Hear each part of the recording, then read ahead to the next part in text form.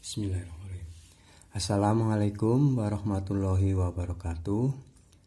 Selamat berjumpa kembali dengan Pak Praitno dari channel Praitno Berbagi. Kali ini Bapak akan mengajak kepada anak-anak kelas 6 SD maupun MI untuk belajar persiapan ujian sekolah ya di tahun 2022 ini. Nah, untuk itu Bapak Rino akan mengajak kalian untuk belajar untuk mengenal dan memahami kembali materi pelajaran yang ada di tema. Nah, di dalam tema ini tentunya ya terdiri dari beberapa muatan mata pelajaran ya. Ada ini yang kita pelajari pertama ya. Kita akan belajar mengenai tema 7 ya. Seperti apa tema 7? Isinya seperti apa saja muatannya. Ini di tema 7 ini adalah PKN Bahasa Indonesia, IPA dan IPS. Nah, ini sudah dirangkum oleh Pak Praitno ya, sehingga kalian bisa mempelajari, belajar dengan cara menonton konten ini ya, yang berisi rangkuman tema 7 ya untuk kelas 6 ya, untuk persiapan ujian sekolah. Dengan belajar dari rangkuman ini, maka kalian akan mempunyai persiapan ya, pemahaman mengenai PKN, pelajaran Bahasa Indonesia, IPA dan IPS. Nah, untuk itu kalian ikuti dengan baik dan kalian memahaminya, menontonnya secara terus ya, dari awal sampai akhir, jangan di skip, sehingga akan mendapatkan pemahaman yang lebih luas dan lebih mendalam. Baik, dengan cara memahaminya, maka kalian akan bisa menjawab soal-soal ya yang akan keluar di dalam ujian sekolah maupun ujian nasional ya. Antara lain mata pelajaran PKN Bahasa Indonesia, IPA, IPS ya. Nanti ada agama dan sebagainya ya. Nah, untuk itu mari ikuti dengan baik, jangan sepotong-sepotong ya. Jangan lupa ya, kalian berdoa sebelum kita belajar. Mari kita berdoa ya. Dengan berdoa semoga kita mendapatkan pemahaman yang mendalam dan kita bisa mengerjakan soal ujian sekolah dengan benar dan mendapatkan nilai yang terbaik ya. Baik anak-anak, ini sudah Bapak rangkum ya di tema 7 yang tadi ya. Tema 7 ini pertama adalah mata pelajaran dari PPKN ya. Nah, ini di sini ada menganalisis penerapan nilai-nilai Pancasila dalam kehidupan sehari-hari. A ya, pengertian Pancasila. Kalian belajar ya mengenai Pancasila, yaitu Pancasila merupakan ideologi dasar bagi negara Indonesia. Nama Pancasila diambil dari bahasa Sanskerta ya,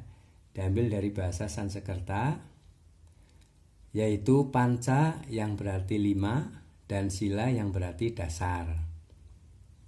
Pancasila adalah 5 dasar kehidupan berbangsa dan bernegara bagi seluruh rakyat Indonesia.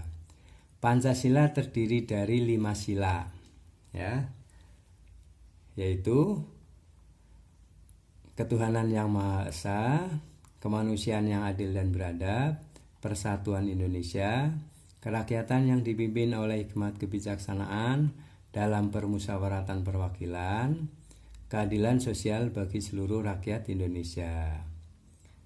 Baik, yang B, makna lambang Pancasila. 1. Makna lambang Pancasila. 1. Makna sila Pancasila. Sila pertama Pancasila ya. Lambangnya adalah bintang ya. Bintang tunggal ini lambangnya. Makna sila 1, ketuhanan yang Maha Esa dilambangkan dengan perisai hitam dengan sebuah bintang emas berkepala 5, bersudut 5 ya. Bintang emas sendiri dapat diartikan sebagai sebuah cahaya, seperti layaknya Tuhan yang menjadi cahaya kerohanian bagi setiap manusia. Yang kedua, makna sila kedua Pancasila ya. Lambangnya rantai emas ya. Makna sila kedua, kemanusiaan yang adil dan beradab, dilambangkan dengan rantai yang disusun atas gelang-gelang kecil ini, menandakan hubungan manusia satu sama lain yang saling membantu dan bersatu. Gelang yang persegi menggambarkan pria, sedangkan gelang yang lingkaran menggambarkan wanita ya. Ini kita lanjutkan. Makna sila ketiga Pancasila ya, lambangnya pohon beringin. Makna sila ketiga, persatuan Indonesia, dilambangkan dengan pohon beringin di bagian kiri atas perisai berlatar putih. Pohon beringin merupakan sebuah pohon Indonesia yang berakar panjang, sebuah akar tunggal panjang yang menunjang pohon yang besar, tumbuh sangat dalam ke tanah. Hal ini mencerminkan kesatuan dan persatuan Indonesia. Pohon beringin juga mempunyai banyak akar yang menggelantung dari ranting-rantingnya. Ini mencerminkan Indonesia sebagai negara kesatuan, namun memiliki berbagai latar belakang budaya yang berbeda-beda. Berikutnya, makna sila keempat Pancasila, lambangnya kepala banteng ini ya. Makna sila keempat, kerakyatan yang dipimpin oleh hikmat kebijaksanaan dalam permusyawaratan perwakilan, dilambangkan dengan kepala banteng. Pada bagian kanan atas perisai berlatar merah. Lembu liar atau banteng merupakan binatang sosial yang suka berkumpul, sama halnya dengan manusia di mana dalam pengambilan keputusan harus dilakukan secara musyawarah dengan cara berkumpul untuk mendiskusikan sesuatu. Ya. Yang kelima, makna sila kelima Pancasila, lambangnya padi dan kapas ini, padi dan kapas. Makna sila kelima, keadilan sosial bagi seluruh rakyat Indonesia, dilambangkan dengan padi dan kapas di bagian kanan bawah perisai yang berlatar putih. Padi dan kapas, pangan dan sandang, merupakan kebutuhan pokok semua masyarakat Indonesia tanpa melihat status maupun kedudukannya. Ini mencerminkan persamaan sosial di mana tidak adanya kesenjangan sosial antara satu dan yang lainnya.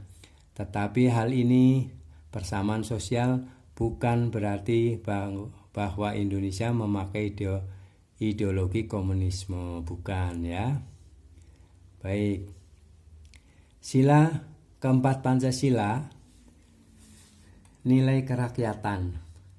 Pancasila, sila keempat, berbunyi kerakyatan yang dipimpin oleh hikmat kebijaksanaan dalam permusyawaratan perwakilan. Makna sila keempat Pancasila menegaskan kepada kita bahwa segala proses pengambilan keputusan harus didasarkan pada azas musyawarah, sehingga dapat menciptakan kesepakatan bersama. Selain itu, nilai Pancasila sila keempat juga menegaskan bahwa pemerintah yang dilaksanakan berasal dari rakyat, oleh rakyat, dan untuk rakyat. Nilai-nilai yang terkandung dalam sila keempat Pancasila yaitu musyawarah dalam pengembalian keputusan, musyawarah dalam pengambilan keputusan ya maksudnya ya. 2. Asas kekeluargaan sebagai dasar pelaksanaan musyawarah untuk mufakat. 3. Mengutamakan kepentingan bersama atau bangsa di atas kepentingan pribadi atau golongan. 4. Kesamaan hak, kewajiban, dan kedudukan yang sama sebagai warga negara Indonesia. Ya. 3. Ya, bagian D ya, maksudnya. Sila kelima Pancasila, nilai keadilan. Pancasila sila kelima berbunyi keadilan sosial bagi seluruh rakyat Indonesia. Sila kelima Pancasila ini menegaskan bahwa dalam kehidupan berbangsa dan bernegara harus tercipta keseimbangan yang sesuai antara hak dan kewajiban, serta sebagai anggota masyarakat sebangsa dan setanah air, kita harus menghormati hak-hak yang dimiliki orang lain, bersikap adil dan saling menolong. Ya, baik kita lanjutkan. Nilai-nilai yang terkandung dalam sila kelima Pancasila. 1. Adil dan bijaksana dalam segala tindakan. Ya, adil dan bijaksana dalam segala tindakan. 2. Kesamaan derajat manusia di mata hukum. Mencintai segala jenis pembangunan demi kemajuan bangsa, tidak membeda-bedakan manusia berdasarkan derajat dan golongan. Nah, berikutnya butir-butir Pancasila. Sila keempat, sebagai warga negara dan warga masyarakat, setiap manusia Indonesia mempunyai kedudukan, hak, dan kewajiban yang sama. Tidak boleh memaksakan kehendak kepada orang lain, mengutamakan musyawarah dalam mengambil keputusan untuk kepentingan bersama. Musyawarah untuk mencapai mufakat diliputi oleh semangat kekeluargaan, menghormati dan menjunjung tinggi setiap keputusan yang dicapai sebagai hasil musyawarah, dengan etikat baik dan rasa tanggung jawab menerima dan melaksanakan hasil musyawarah. Di dalam musyawarah diutamakan kepentingan bersama di atas kepentingan pribadi atau golongan. Musyawarah dilakukan dengan akal sehat dan sesuai dengan hati nurani yang luhur. Keputusan yang diambil harus dapat dipertanggungjawabkan secara moral kepada Tuhan Yang Maha Esa, menjunjung tinggi harkat dan martabat manusia, nilai-nilai kebenaran dan keadilan, mengutamakan persatuan dan kesatuan demi kepentingan bersama. Ya, yang 10 ini memberikan kepercayaan kepada wakil-wakil rakyat ya yang dipercaya untuk melaksanakan permusyawaratan. Sila kelima, 1. Mengembangkan perbuatan yang luhur yang mencerminkan sikap dan suasana kekeluargaan dan kegotong royongan, mengembangkan sikap adil terhadap sesama, menjaga keseimbangan antara hak dan kewajiban, menghormati hak orang lain, suka memberi pertolongan kepada orang lain agar dapat berdiri sendiri, tidak menggunakan hak milik untuk usaha-usaha yang bersifat pemerasan terhadap orang lain, tidak menggunakan hak milik untuk hal-hal yang bersifat pemborosan dan gaya hidup mewah. 8. Tidak menggunakan hak milik untuk bertentangan dengan atau merugikan kepentingan umum. 9. Suka bekerja keras. 10. Suka menghargai hasil karya orang lain yang bermanfaat bagi kemajuan dan kesejahteraan bersama. 11. suka menghargai hasil karya orang lain yang bermanfaat bagi kemajuan dan kesejahteraan bersama, suka melakukan kegiatan dalam rangka mewujudkan kemajuan yang merata dan berkeadilan sosial, ya. Sekarang muatan bahasa Indonesia. Kompetensi dasar bahasa Indonesia adalah 3.3 menggali isi teks pidato yang didengar dan dibaca. Nah, di bahasa Indonesia ini kita pelajari tentang pidato, ya. Pengertian pidato apa? Pidato adalah sebuah kegiatan berbicara di depan umum atau berorasi dengan susunan yang baik untuk menyatakan pendapatnya atau memberikan gambaran tentang suatu hal. Pidato biasanya dibawakan oleh seseorang yang memberikan orasi-orasi dan pernyataan tentang suatu hal atau peristiwa yang penting dan layak untuk diperbincangkan. Ya, itu pengertiannya. Yang B, tujuan pidato. Tujuan pidato antara lain memberikan sapaan dalam suatu acara. 2. Memberikan suatu pemahaman atau informasi kepada orang lain. 3. Mempengaruhi orang lain agar mau mengikuti keinginan kita dengan sukarela. 4. Membuat orang lain senang dengan pidato yang menghibur sehingga orang lain senang dan puas dengan ucapan yang kita sampaikan. Jenis-jenis pidato. Jenis-jenis pidato antara lain pidato pembukaan. Pidato pembukaan merupakan pidato singkat yang dibawakan oleh pembawa acara atau MC, Master of Ceremony. Yang 2, pidato pengarahan. Pidato pengarahan merupakan pidato yang mengarahkan jalannya acara pada suatu pertemuan. Yang ketiga, pidato sambutan. Pidato sambutan merupakan pidato yang disampaikan pada suatu acara, kegiatan, atau peristiwa tertentu yang dapat dilakukan oleh beberapa orang dengan waktu yang terbatas secara bergantian. Pidato peresmian. Pidato peresmian merupakan pidato yang dilakukan oleh orang yang berpengaruh untuk meresmikan sesuatu.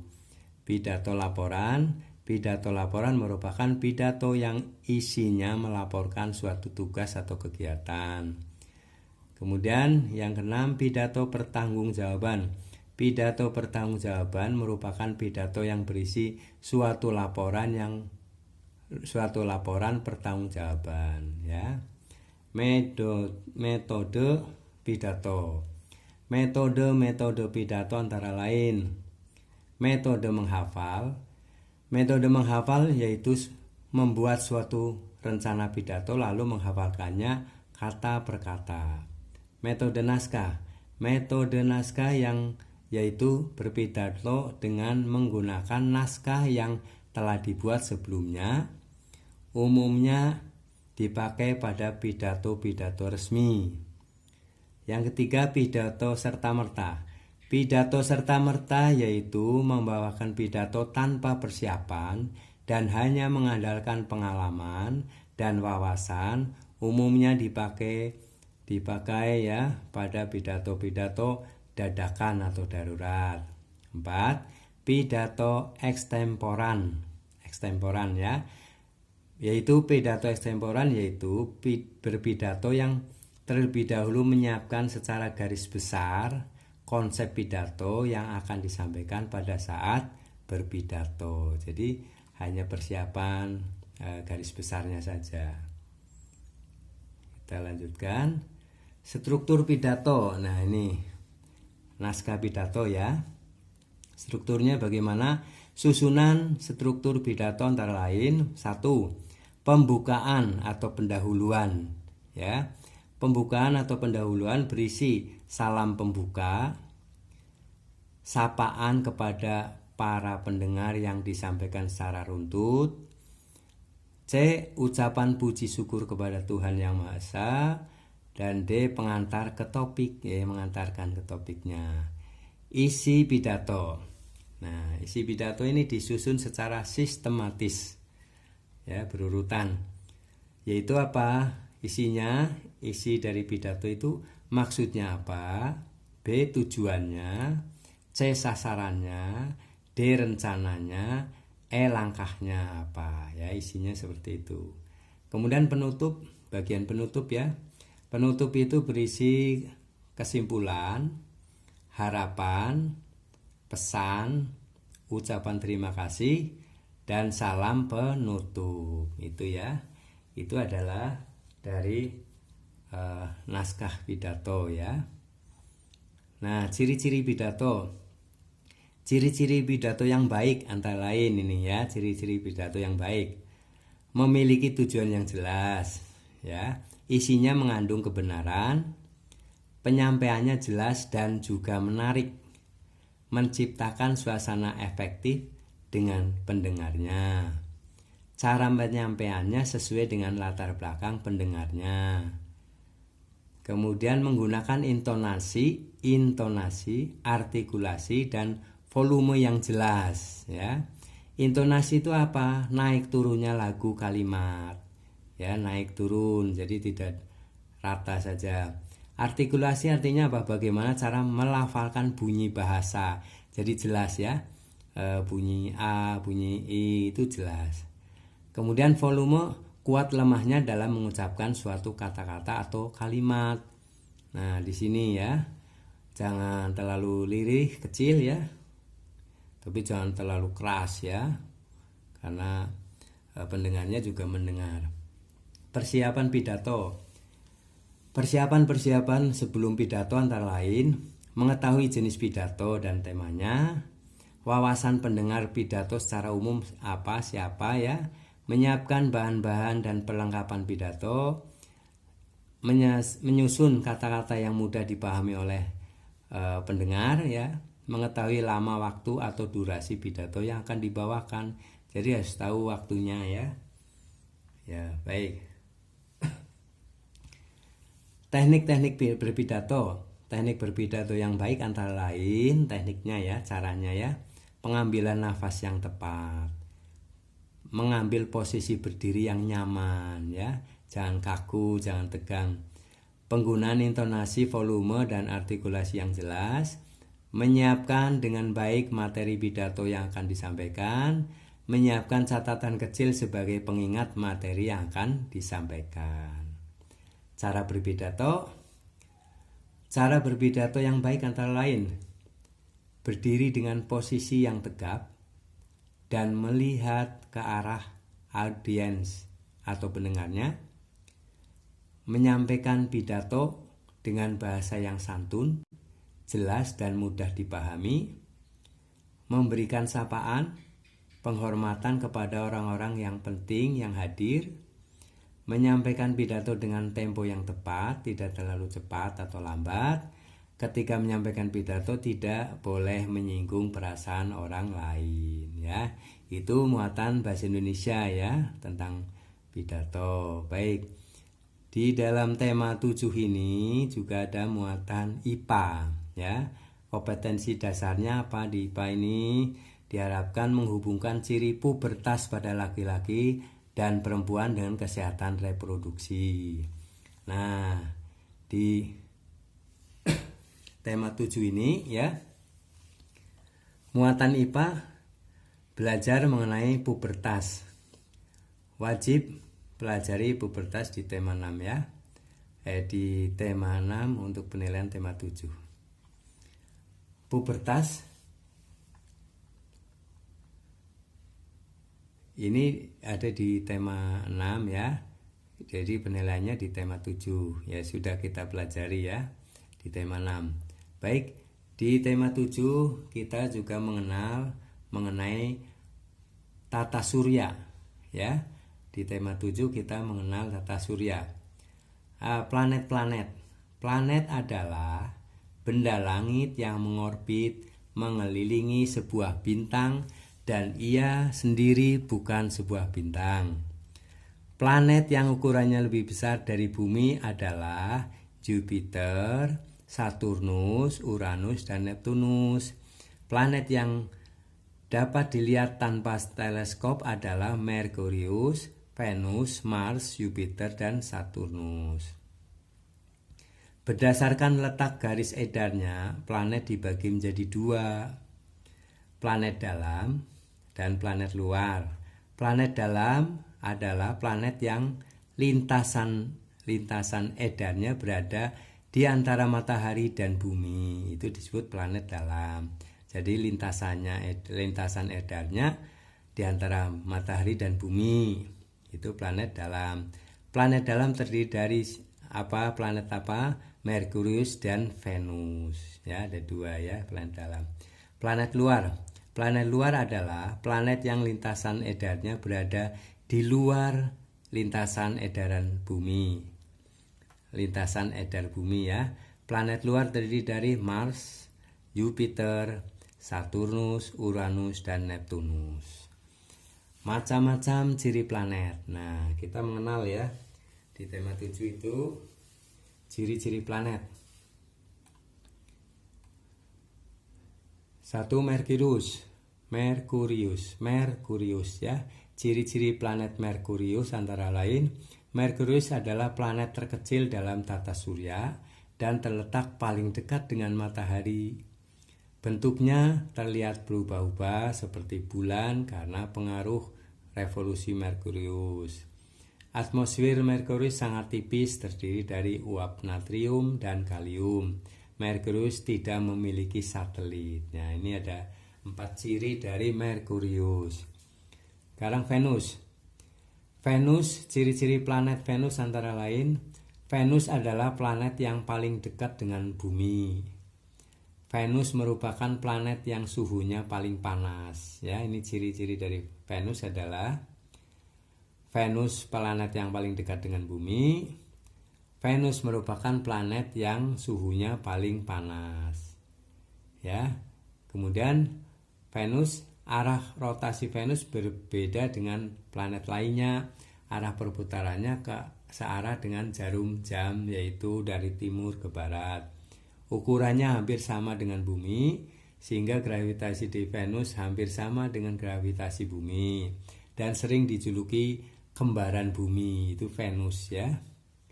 Nah, Venus kadang terlihat di sebelah timur saat matahari terbit, sehingga sering disebut bintang timurnya ya. Kalian kalau dengar ya bintang timur ya atau bintang pagi, terlihat ya di ujung timur ya, itu ada namanya seperti bintang, tapi itu adalah planet Venus.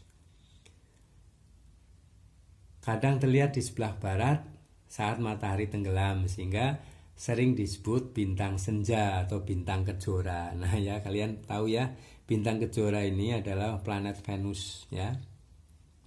Venus tidak memiliki satelit ya, itu cirinya. Sekarang bumi. Bumi ini juga planet ya. Kita tempati ini ya, bumi ini. Nah, seperti apa ya? Kita tahu bumi, ciri-cirinya. Ciri-ciri planet bumi antara lain, bumi satu-satunya planet di tata surya yang dihuni oleh makhluk hidup.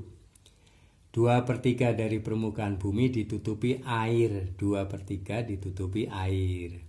Atmosfer bumi tersusun dari nitrogen N2 78%, oksigen O2 21%, dan sisanya 1% terdiri dari argon, karbon dioksida, ozon, dan gas lainnya. Atmosfer berfungsi untuk melindungi kita dari sinar matahari dan juga benda-benda langit yang tertarik oleh bumi.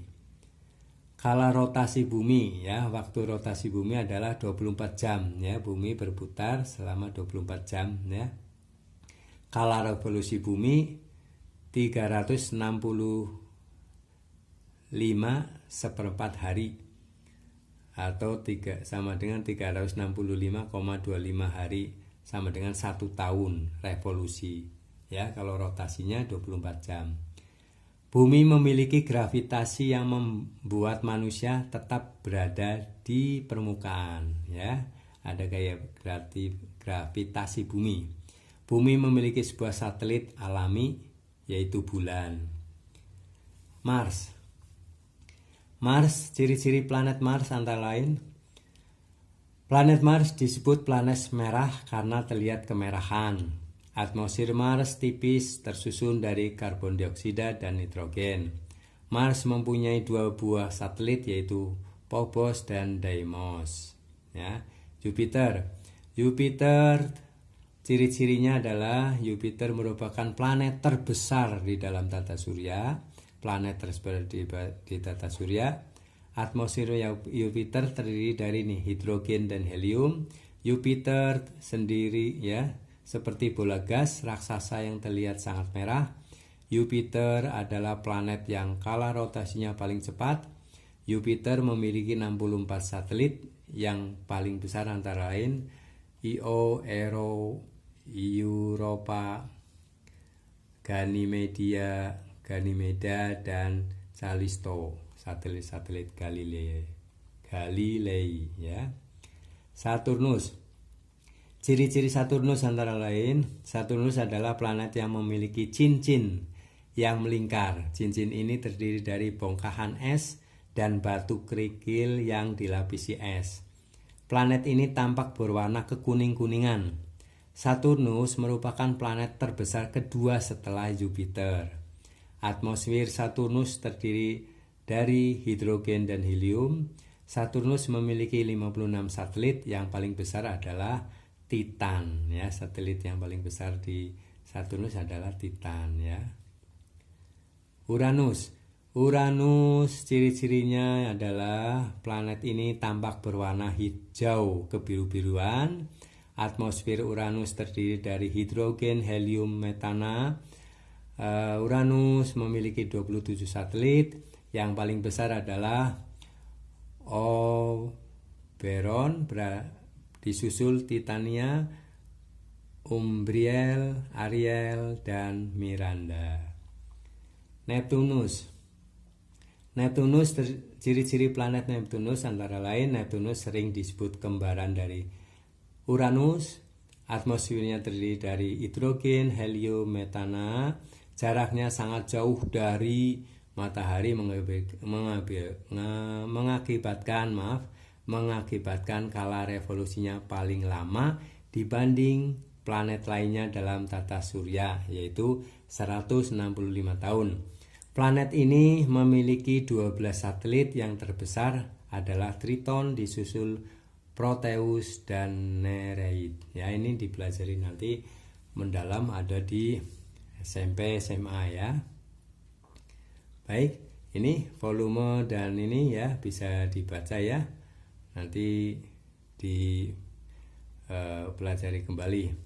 Kemudian kita lanjutkan, benda-benda langit lainnya apa saja yang ada di langit selain planet ya. Itu adalah selain planet-planet ya, selain matahari dan planet-planet, di ruang angkasa juga terdapat banyak benda-benda angkasa lainnya, antara lain meteorit.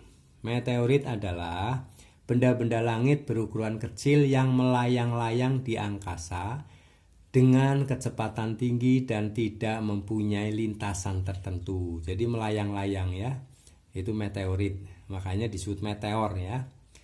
Nah, ini ada meteor, ada meteorit. Ini meteor. Meteor adalah meteorit yang tertarik gravitasi planet dan berpijar karena bergesekan dengan atmosfer planet ya. Meteor juga disebut bintang jatuh atau bintang beralih. Meteor terdiri dari besi dan nikel. Meteorit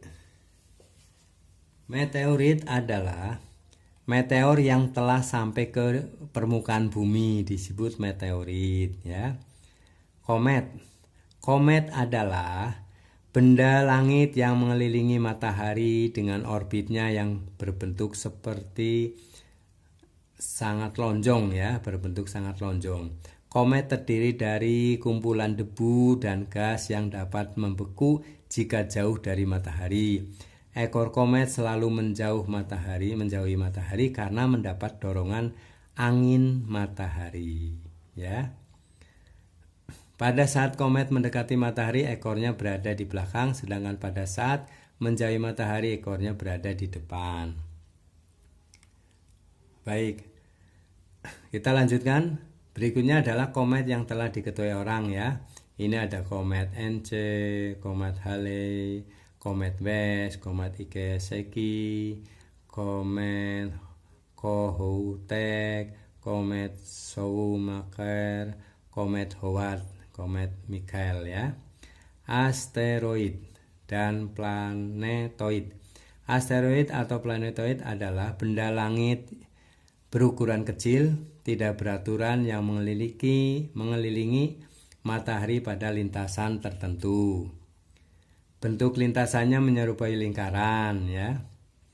Asteroid terbesar adalah Ceres dengan diameter 770 km. Satelit. Satelit adalah benda angkasa yang mengelilingi planet. Satelit disebut juga pengiring planet. Ada dua jenis satelit. Satelit alam. Satelit alam adalah satelit yang sudah ada dalam tata surya dan bukan buatan manusia. Contohnya, satelit alam adalah bulan. Satelit tidak memancarkan cahaya, hanya memantulkan cahaya. Pertama kali manusia mendarat di bulan yaitu pada tahun 1969 dengan menggunakan Apollo 11. Orang pertama yang mendarat di bulan adalah Neil Armstrong. Disusul rekannya yaitu Edwin Aldrin. Sedangkan Michael Collins tetap di pesawat. Mereka adalah astronot Amerika. Pendaratan di bulan juga dilakukan oleh astronot Rusia yaitu Yuri Gagarin. Bentuk bulan seperti bola dengan permukaan bergunung-gunung. Jarak bulan ke bumi kira-kira 384.000 km. Masa berat bulan kira-kira 1/80 kali masa bumi. Jari-jari bulan kira-kira 1/4 kali jari-jari bumi. Pengaruh pergerakan bulan. Adanya pasang surut air laut digunakan untuk penanggalan tahun Islam. Hijriah, Komariah. 1 bulan dalam kalender Hijrah sama dengan waktu yang diperlukan bulan untuk mengelilingi bumi 1 kali. Satelit buatan. Satelit buatan adalah satelit yang dibuat oleh manusia dan diluncurkan dengan menggunakan roket.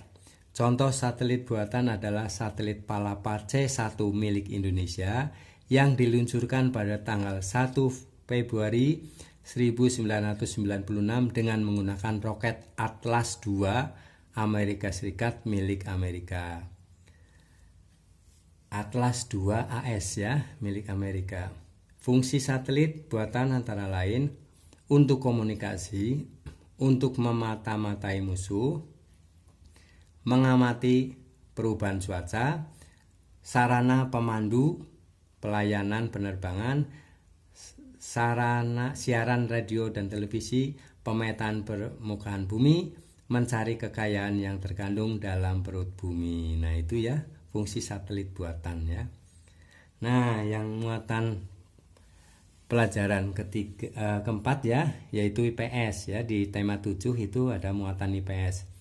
Nah muatan IPS ini kompetensi dasarnya adalah menganalisis posisi dan peran Indonesia dalam kerjasama di bidang ekonomi, politik, sosial, budaya, dan teknologi, dan pendidikan dalam lingkup ASEAN. Nah, di tema 7 kita pelajari tentang ASEAN. Peran ASEAN di bidang ekonomi. Ya, pusat promosi ASEAN. Dengan adanya pusat promosi ASEAN dapat membantu para negara anggota untuk memasarkan produk, ya. Penyedia cadangan pangan, ya. Menghindari resiko bahaya ekonomi akibat masalah pangan. Penyelenggaraan proyek industri ya. Salah satu upaya ASEAN untuk mendorong pertumbuhan ekonomi adalah mendirikan berbagai proyek antara lain ASEAN Aceh Fertilizer Project, pabrik pupuk di Aceh, ASEAN Urea Project, pabrik pupuk di Malaysia, ASEAN Copper Fabrication Project, pabrik tembaga di Filipina, ASEAN Vaccine Project, produk vaksin di Singapura. Rock Salt Soda Ash Project, produk abu soda di Thailand. Nah, ini ya. Di Indonesia ada pabrik pupuk di Aceh ya. Kawasan perdagangan bebas. Untuk dapat meningkatkan pertumbuhan ekonomi di kawasan, ASEAN menetapkan bebas ASEAN AFTA ya. Jadi bebas penjualan di negara-negara ASEAN itu bebas. Tanpa harus mengkhawatirkan biaya impor ya, biaya impor. Tanpa harus mengkhawatirkan biaya impor. Koperasi ASEAN merupakan bentuk kerjasama yang bergerak di bidang koperasi dan bertujuan meningkatkan kesejahteraan para negara ASEAN. Peran Indonesia di ASEAN dalam bidang ekonomi apa diantaranya?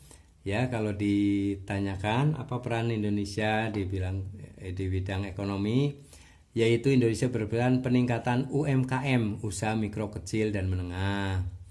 Indonesia berperan dalam pembentukan pasar tunggal, diistilahkan dengan masyarakat ekonomi ASEAN atau MEA.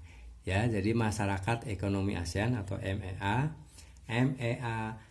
yaitu adalah peran Indonesia dalam pembentukan pasar tunggal. 3. Mendampingi usaha masyarakat ya dan menjembatani distribusi pasar. 4. Indonesia turut mendorong peningkatan kerjasama ekonomi ASEAN dengan negara mitra strategis lainnya ya. Strategis lainnya seperti Kanada, Amerika, Rusia, Australia, Cina, India, Jepang, Korea Selatan, dan Selandia Baru. Nah, Indonesia berperan dalam membangun daya saing Indonesia di ASEAN melalui pemberdayaan badan usaha milik desa ya. Indonesia mengajak ASEAN untuk berperan penting dalam menghadapi revolusi industri ya. World Economic Forum on ASEAN di Hanoi agar generasi muda bersiap mengambil kesempatan dan menjawab tantangan menghadapi tantangan perkembangan teknologi. Peran Indonesia di ASEAN dalam bidang sosial budaya ya. Menjaga hak anak dalam mekanisme di ASEAN dalam Child Protection System. Indonesia berperan dalam Committee for the ASEAN Social Culture Community SOCA ke-25 di Singapura dalam membahas budaya perdamaian dan toleransi penjaminan hak-hak penyandang disabilitas. Indonesia juga berperan dalam ASEAN ya, membuka akses seluas-luasnya bagi seluruh penduduk negara anggota untuk memperhatikan kesetaraan gender ya. Indonesia berperan di dalam ASEAN di sektor kebudayaan, berkembangnya dibentuknya ASEAN Committee on Culture and Information ASEAN CI ya, yang bertujuan mempromosikan kerjasama yang efektif di bidang kebudayaan, penerangan dalam rangka meningkatkan saling pengertian dan kesejahteraan antara masyarakat ASEAN. 5. Menyelenggarakan workshop dan simposium di bidang seni budaya ASEAN Culture Week, ASEAN Youth Camp, ASEAN Quiz ya, serta pertukaran kunjungan antar seniman ASEAN. Indonesia aktif dalam ASEAN untuk menanggulangi kebakaran hutan dan lahan yang menyebabkan polusi udara. Nah, peran Indonesia di bidang pendidikan apa? Indonesia merupakan anggota SEAMEO yang memiliki institusi spesialis terbanyak di antara negara anggota lainnya. Ya, bergerak dalam bidang pelatihan dan penelitian. Yang kedua, membentuk ASEAN Committee on Science and Technology ya, ASEAN COST, yang bertujuan memberikan dukungan bagi kegiatan riset dan pengembangan iptek inovasi nasional ASEAN. Mengajak mahasiswa untuk berkontribusi terhadap pembangunan pilar masyarakat politik keamanan ASEAN. Kemudian meningkatkan kualitas pendidikan di perguruan tinggi melalui kemampuan dan fasilitas untuk mencapai internalisasi perguruan tinggi, ya. Itu ya. Nah, yang berikutnya ya, sumber daya alam negara-negara ASEAN. Nah ya, kalian juga harus tahu ya sumber daya alam yang ada di negara-negara ASEAN. Contohnya Indonesia, pertaniannya itu rempah-rempah, beras, teh, kopi, kelapa sawit, dan tebu. Pertambangan minyak bumi, biji timah, emas, gas alam, dan tembaga. Tempat pariwisata yang diminati oleh banyak turis. Kemudian Malaysia, pertaniannya beras, karet, kelapa sawit, dan teh. Pertambangan minyak bumi dan gas alam. Brunei Darussalam, pertanian kelapa sawit dan karet, pertambangan minyak bumi dan gas alam. Singapura memiliki negara yang letaknya strategis karena merupakan pusat dari pelayaran internasional. Kamboja, pertanian, karet, beras, kayu, dan ubi-ubian, pertambangan gas alam, minyak bumi, dan batu permata berupa safir dan rubi. Laos memiliki pasokan listrik ya yang sangat besar dan gratis di mana oleh rakyatnya ya, digunakan oleh rakyatnya gratis ini. Sumber daya alam, hutan, kayu jati, dan cendana. Myanmar, pertambangan tembaga, beras, timah, seng, perak, batu permata, gas alam, dan nikel. Pertanian beras, kacangan, dan karet. Filipina, pertanian padi, jagung, gula, kopra, dan abaca. Pertambangan tembaga, emas, perak, biji besi, dan keramik. Thailand, sumber daya alam, keindahan pantai lautnya ya. Pertaniannya beras, mangga, jagung, tebu, karet, cengkeh, dan ubi-ubian. Pertambangan timah, tembaga, minyak bumi, gas alam, emas, dan timbal, wolfram. Vietnam ya, pertanian beras, karet, kedelai, kopi, dan teh. Pertambangan minyak bumi dan batu bara.